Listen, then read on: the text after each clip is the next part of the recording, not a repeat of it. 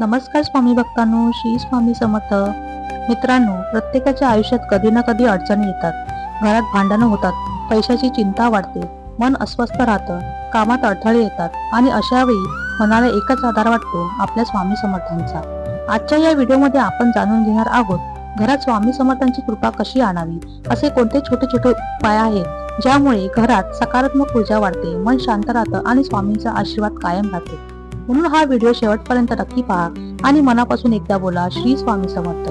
मित्रांनो, स्वामी समर्थांची कृपा मिळवण्यासाठी सर्वात महत्वाची गोष्ट म्हणजे श्रद्धा. स्वामींना मोठे मोठे दान, पैसे किंवा दिखावा नको असतो. त्यांना हवं असतं ते फक्त भक्तांचं स्वच्छ मन आणि विश्वास. जर तुमचं मन खरं असेल तर स्वामी तुमच्या प्रत्येक हाकेला प्रतिसाद देतात. रोज सकाळी स्वामींचं नाव घ्या. घरात सकाळची सुरुवात कशी होते यावर पूर्ण दिवस अवलंबून असतो.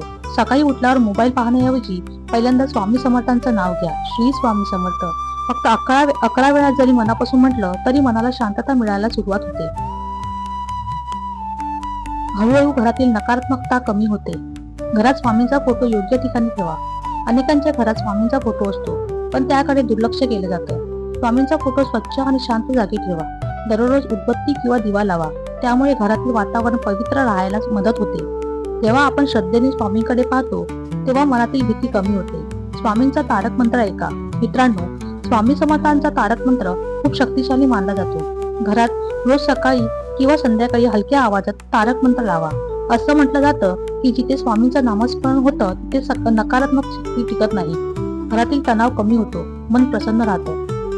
गुरुवारी विशेष सेवा करा. गुरुवार हा स्वामींचा दिवस मानला जातो. त्या दिवशी शक्य असेल तर पिवळे फुल अर्पण करा. बेसन लाडू किंवा साखरेचा नैवेद्य दाखवा. गरिबांना अन्नदान करा. स्वामींना सेवा आणि दया खूप प्रिय होती. जे लोक दुसऱ्यांना मदत करतात त्यांच्यावर स्वामींची कृपा लवकर होते. घरात भांडण आणि कटू बोलणं कमी करा. मित्रांनो, स्वामींची कृपा त्या घरात जास्त राहते जिथे शांतता असते. सतत राग, ओरडा, अपशब्द यामुळे घरातील सकारात्मक ऊर्जा कमी होते. म्हणून शक्य तितकं शांत राहण्याचा प्रयत्न करा. कधी कधी एक प्रेमाचा शब्द सुद्धा घर बदलू शकतो. रोज काही मिनिटं स्वामींसमोर बसा. फक्त 5 मिनिटं डोळे बंद करा आणि स्वामींशी मनात बोला. तुमच्या अडचणी सांगा, तुमचं दुःख सांगा, कारण स्वामी भक्तांचं ऐकतात. कधी कधी उत्तर लगेच मिळत नाही, पण योग्य वेळ आल्यावर स्वामी मार्ग नक्की दाखवतात. अन्नाचा अपमान करू नका. स्वामी समर्थांनी नेहमी साधेपणा आणि कृतज्ञता शिकवली. घरात अन्न वाया घालवू नका. जेवणापूर्वी देवाचे आभार माना. असं केल्याने घरात समाधान आणि बरकत राहते. संकटात घाबरू नका. कधी कधी आयुष्यात खूप कठीण प्रसंग येतात, पण त्यावेळी स्वामींवरचा विश्वास सोडू नका. कारण स्वामी समर्थ म्हणायचे, भिवू नकोस, मी तुझ्या पाठीशी आहे. ही एक ओळ अनेक भक्तांना जगण्याची ताकद देते.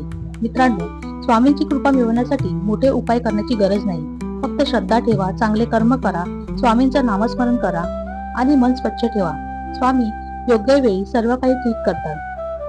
जर तुम्हालाही स्वामी समर्थांवर विश्वास असेल तर कमेंटमध्ये नक्की लिहा श्री स्वामी समर्थ. व्हिडिओ आवडला असेल तर लाईक करा, शेअर करा आणि सबस्क्राईब नक्की करा. स्वामी समर्थांची कृपा तुमच्यावर आणि तुमच्या परिवारावर सदैव राहो. श्री स्वामी समर्थ.